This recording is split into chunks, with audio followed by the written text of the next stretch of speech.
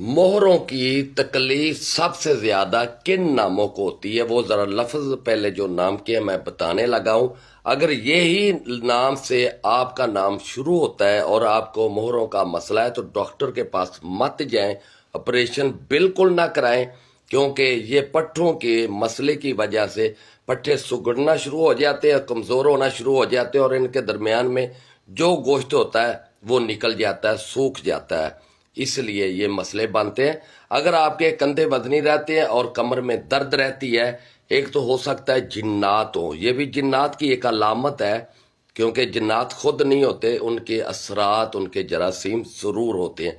अगर आपका नाम सीन से शुरू होता है, शीन से, स्वा से, जीम से, खे से, ये नाम आ गया। और आगे मैं बताने लगा हूं। नेक्स्ट, बे से, वो से, ते